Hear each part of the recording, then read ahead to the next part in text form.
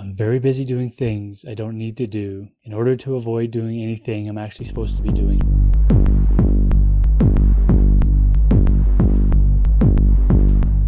Hello, my name is Sean. Welcome to Stoic Mind, Noble Heart.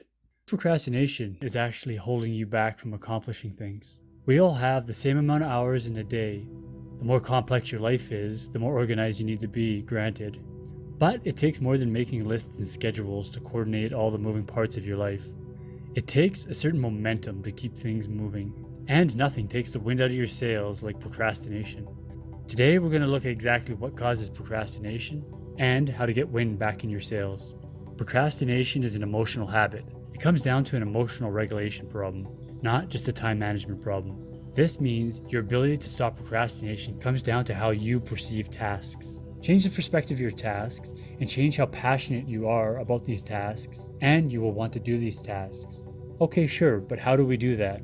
Think of all the things you do to procrastinate every day. You never need to force yourself to do any of these things. In fact, these things often get done in lieu of what you're supposed to be doing. What do each one of these things have in common? It's one of these three things. It's either fun, easy, or engaging.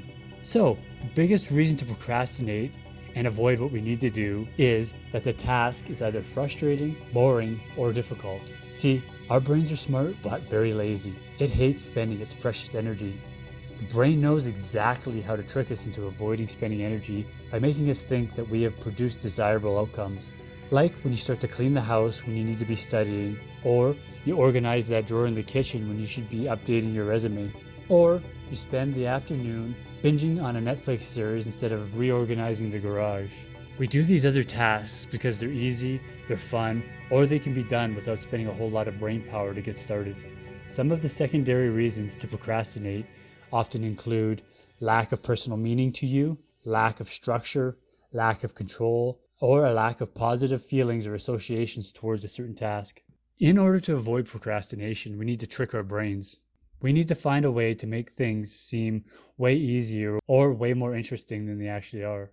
We need to perceive the tasks as something positive so we'll want to do them, so that we can start doing them as quickly and easily as we just jump into TV or start playing on our phones. These three things are keys to changing our procrastination habits. Number 1, make it fun. Promise a reward. If you set up some sort of system for finishing a task and giving yourself some sort of guilt-free time on your phone, or maybe reward yourself with a show, then you'll begin to build positive association with these tasks. This will give you something to look forward to once you're done. Or you can turn the task into a game. There is actually apps out there that'll turn to-do lists into an RPG style game. Another thing you can do is set up a reward jar. You put $1 in there every time you complete a task. That way, once it's full, you can go out and buy yourself something cool. Number 2, get more engaged. Figure out exactly what you're doing all these things for. Ultimately, every mundane task we do is part of a bigger goal. We study to get educated so we can get better jobs and have more money. We do housework so we can live in a clean house and feel better about the environment we live in. Knowing what you want will make each step seem a little bit more important. Be specific. Set goals. Vague goals will always find a way to be pushed off or deprioritized. Here's a popular acronym for setting goals that makes them more tangible. It's called the SMART principle. Specific. I want to grow my YouTube channel. Measurable. I will make 30 videos in my niche. Attainable. 1 video at a time to find my voice and audience. Relevant. The more videos I make, the more potential I have to find more new people. Time-based. I will produce 30 videos by May of this year.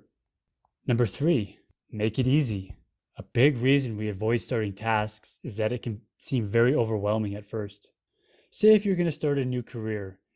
You look at it in the big picture, just changing a career can seem overwhelming and super intimidating. But if you break that big task into smaller manageable parts, like first figure out what you actually want to do, and then you think, okay, what kind of skills do I actually already have?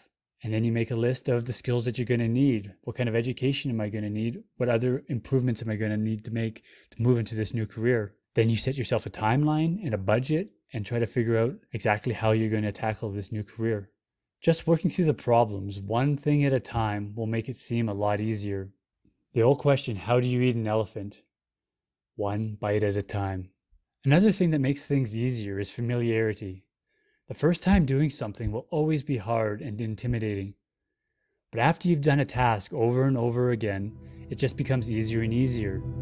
The easier it becomes, the less likely you are to procrastinate to do it. Everyone procrastinates, it's just human nature. It never feels good.